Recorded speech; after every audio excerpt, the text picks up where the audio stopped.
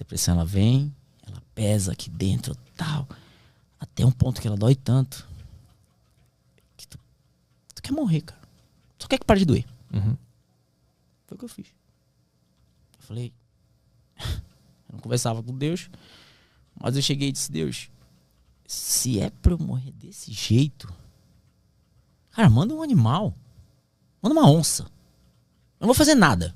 Eu até pensava, bicho, a onça, se ela vier, ela vai me rasgar aqui, eu tenho que aguentar a dor, ela vai vir depois, ou vai me morder minha cabeça, ou minha barriga, e eu vou ter que até eu morrer.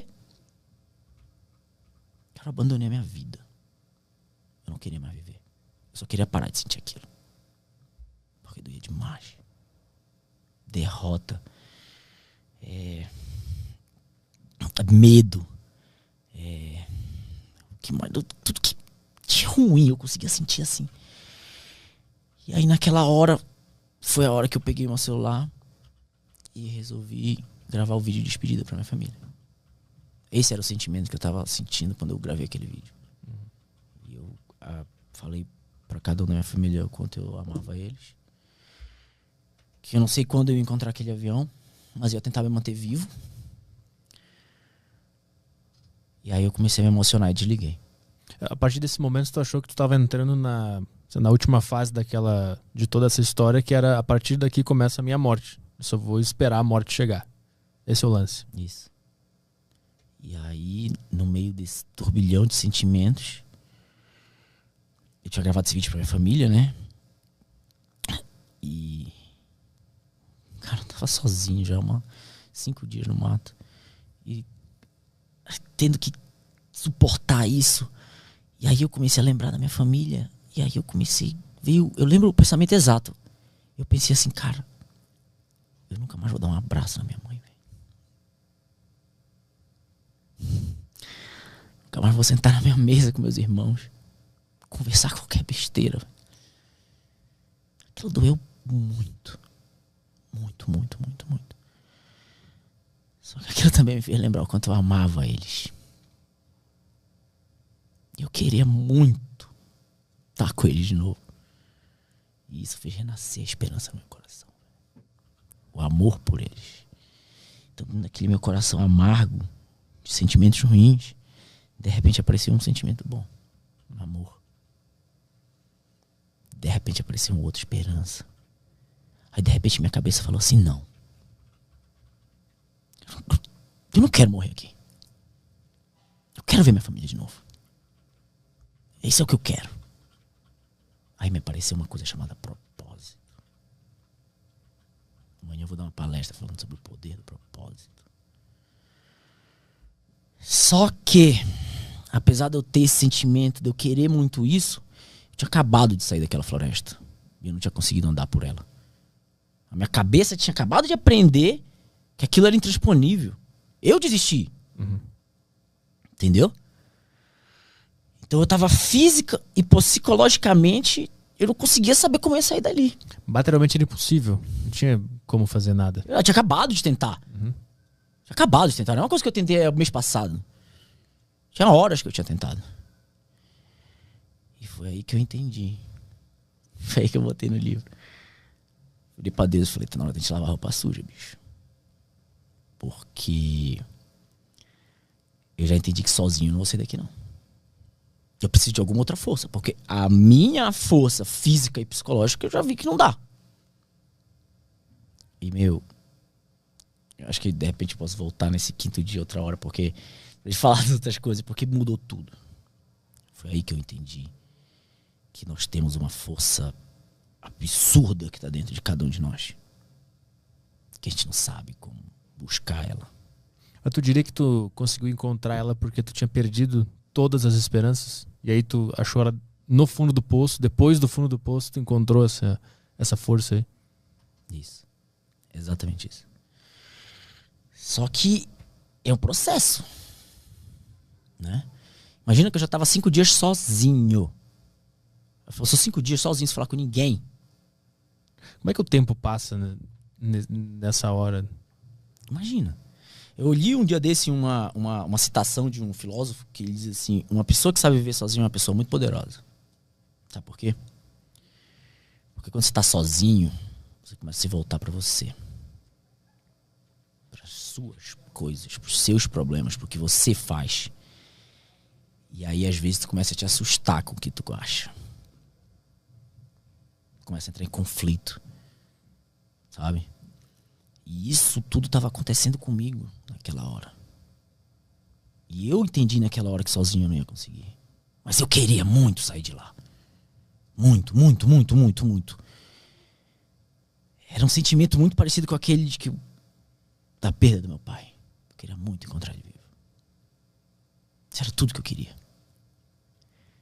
E eu precisei entender que eu precisava de mais. Eu tive que entender que eu precisava de mais alguma coisa pra sair de lá. Porque do jeito que eu tinha tentado, não funcionou. Uhum. E foi aí que, enfim, comecei a me voltar, a tratar dessa minha questão da minha fé. Aí eu cheguei pra Deus e disse assim: Deus, tu sabes o momento que eu parei de acreditar em ti. Tu sabe. Que eu pedi pra caramba. E eu também sabia. Mas é igual como enfrentar qualquer trauma. Quando você vai numa terapeuta. Aos poucos, ela vai te fazer falar sobre aquilo. Porque tu precisa falar sobre aquilo. Se você não tratar aquilo, não vai dar certo. Por isso que hoje eu digo que eu tive que me despir de todas as minhas mentiras psicológicas e emocionais que a gente põe pra gente pra eu começar aquela caminhada. Que tipo de mentira eram essas? Por exemplo, quando você... Isso, muita gente chama de hereditariedade, né? Isso às vezes é de passado quando é criança. Então, uma criança, aí tu vai tentar fazer alguma coisa. Não, tu não consegue não. Peraí, deixa eu fazer pra ti. Não, outra coisa. Ou então durante a vida tu vai, tropeça, cai e diz, pô, fulano, tu não consegue mesmo, não. E você vai começar a falar isso pra você. Realmente, eu não consigo, não. Tem coisa que eu consigo, tem coisa que eu não consigo. E tu vai começar a aceitar isso, o que é pior. Você vai começar a viver tua vida assim. Então eu precisei arrancar todas essas mentiras. E como que eu fiz isso? Acessando os meus traumas de infância, cara. Durante aquela conversa, onde eu tive que falar sobre o meu pai, e isso é muito louco, né? Porque a gente põe nossos pais num pedestal. Nossos pais são quase que nem Deus, normalmente, né? Meus pais não fazem nada de errado. Meu pai é uma pessoa muito boa. Minha avó é uma pessoa muito boa. Toda essa minha linhagem é uma pessoas maravilhosas. Será, velho? Tu conhece teus pais? Esquece teus pais dos teus pais. Que eles são um brother teu. Eles são uma pessoa bacana? Assim como tu julga um brother, tu não consegue fazer isso com eles. Porque tem sentimento. Eles te ensinaram tudo. Mas nem sempre eles te ensinam coisas boas. Se tu me perguntasse antes do acidente como foi minha infância, eu ia dizer que minha infância foi perfeita.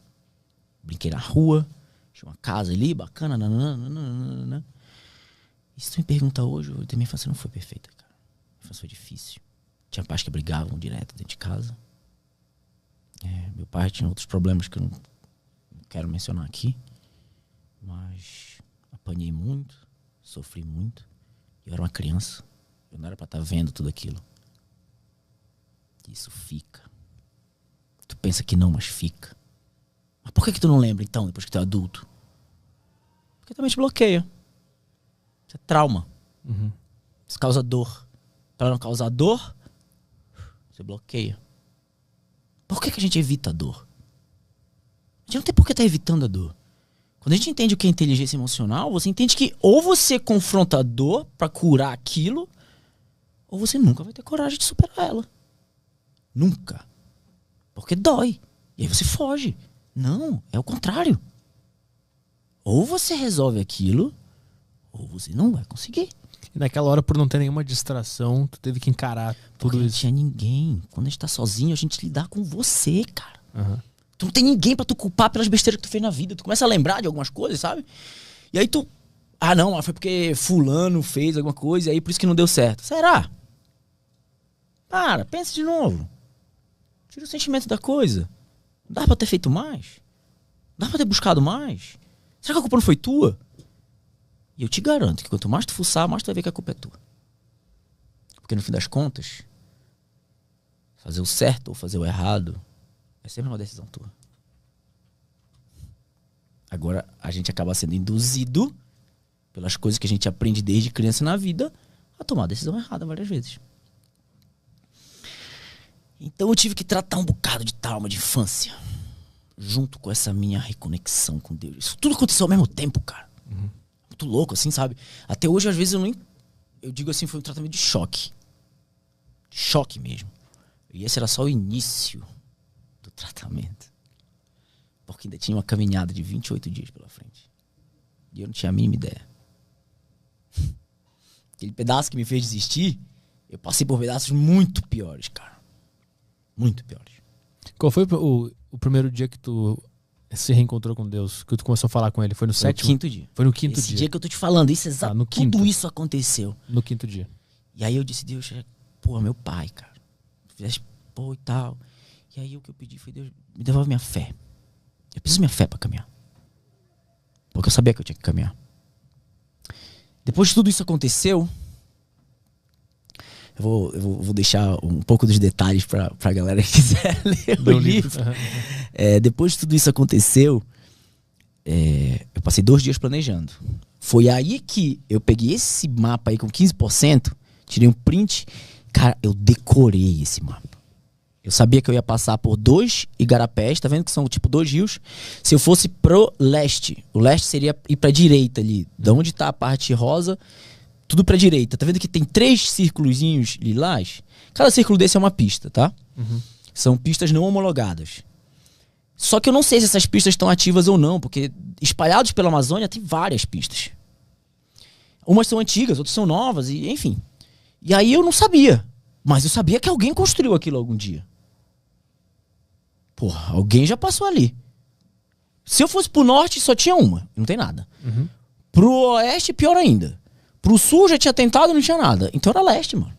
Tinha jeito. Outra, o Rio Paru tava no leste. Rio Paru é o maior rio ali na região. E na Amazônia, rio é rodovia.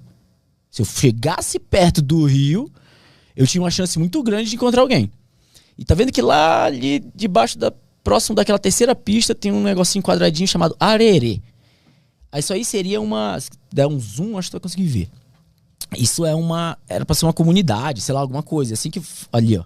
Assim que funciona uma carta aeronáutica. Isso não é um mapa, isso é uma carta aeronáutica. Então ela não te dá muito detalhe de relevo. Olha ali, ó, dados de relevo incompletos. Ah, tá ali, Arerê, achei ele. Tá vendo lá? Então meu plano era chegar lá. Eu falei, eu vou andar pra ali. Outra vantagem de andar pro leste, eu não tenho bússola. Eu preciso me guiar, ter alguma referência. E a minha referência é ser o sol. Porque o sol sempre nasce no leste. Ele nasce no leste e põe no oeste. Então, a partir daí, começou a criar um plano para eu alcançar aquele meu objetivo. Mas depois que tu se reconectou e voltou a tua fé de que tu conseguiria sair dali. Isso. Eu passei a acreditar. Eu passei a querer sair dali. Na verdade, eu passei a querer encontrar minha família. O propósito é uma coisa muito pequena, sabe? É uma ideia que surge mesmo. A minha ideia era encontrar minha família. Como que eu vou fazer isso? Eu tenho que sair daqui. Como que eu vou sair daqui? Olhei o mapa, putz, leste. Então a tua missão Como que eu vou seguir pro leste? E aí eu fui completando, uma coisa completando a outra. Foram 2 dias de planejamento. Eu comecei a caminhar na manhã do 8º dia. A tua missão agora não era nem mais sobreviver, era ver tua família. Esse era o teu principal objetivo. Não era sobreviver, era ver a família. Isso é muito louco. Porque eu não sabia se eu ia estar vivo no outro dia ou não, cara. Pra continuar caminhando. Eu não sabia. Ninguém podia dar certeza pra mim disso. Tá entendendo? Então eu entendi que eu tinha que caminhar. E que se eu ficasse caminhando... E isso é muito louco, porque... Quando eu comecei a caminhar no 8º dia pro leste, eu já tinha voltado uma vez, né? Eu falei assim, eu vou dar esse passo pra cá. E desse passo em diante, enquanto eu tiver ar no meu pulmão, enquanto eu tiver alguma energia, eu vou caminhar pro leste. Se eu vou morrer tentando, eu vou morrer tentando. Mas eu não vou deixar de tentar. Não vou deixar de lutar. Esse é o poder do propósito, cara. Não importa o que vai acontecer, tu vai continuar fazendo.